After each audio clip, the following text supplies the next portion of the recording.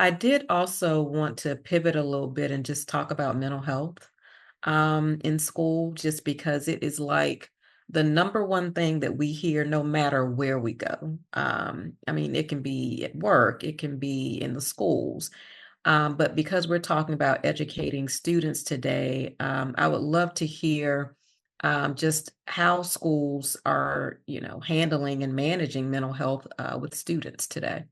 I think we can all agree that after the pandemic, it just took a toll on our society as a whole, and the pressures that our children felt from being isolated for an extended period of time, not being in schools, I think really did amplify some of the things that we were seeing initially coming out of the pandemic that we are starting to see some leveling on now, which is really good. Mhm. But schools, and I'll speak for, for here in the Charlotte area, we have a heavy focus on the social emotional learning for our students, to the point where in the elementary years, you are starting your day with the morning circle.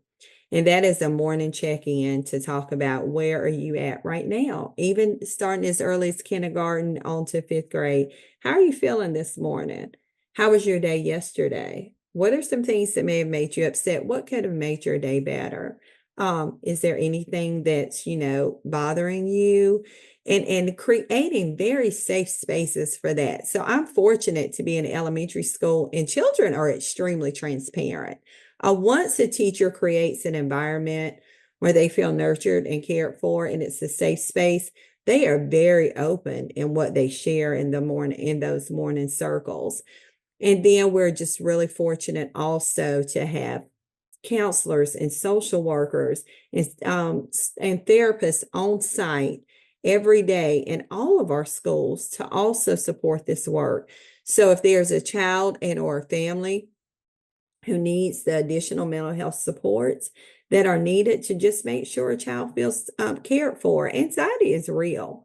And we've seen that with children now at very young ages, across our country. And it's something I feel like people are more open to talk about than we have before. And one thing I've recently, shared, just personal reflection. I think for years we've talked about how resilient children are, but I want us to really lean into that a little bit more and make sure we know what we're saying. Mhm. Because now we know where the word trauma is used over and over again, and we see adults who've experienced childhood trauma where it was left untreated, and Mhm. then therefore the interventions were not there, and we have adults who are really struggling themselves, who need Mhm. mental health support. So sometimes when we say children are so resilient, I want to make sure that we haven't been missing a Mhm. lot of signs along the way, that we Mhm. And haven't been missing some areas that needed to be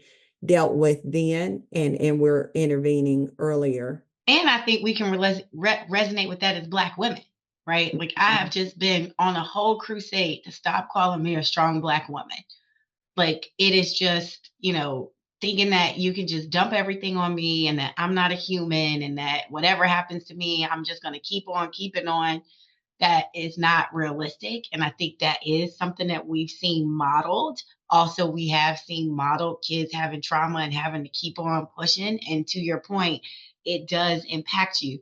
And so I'm curious as a parent, how do you see the signs? I know I had a parent teacher conference this week and I asked the teacher, how is my child acclimating to a new school and is he making friends? But I don't know if that's enough to know how his mental health is doing.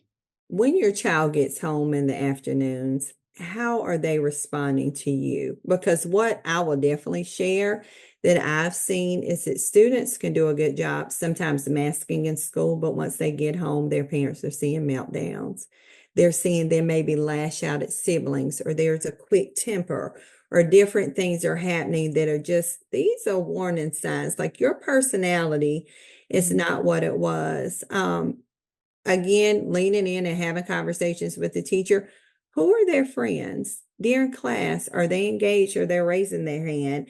If they say, well, they're really not talking to anybody, or they're just quiet, they're just shy, those are some things you might want to lean in a little bit more from a social standpoint, just to make sure they're not withdrawn or they're not nervous or thinking things and are not expressing those throughout the day.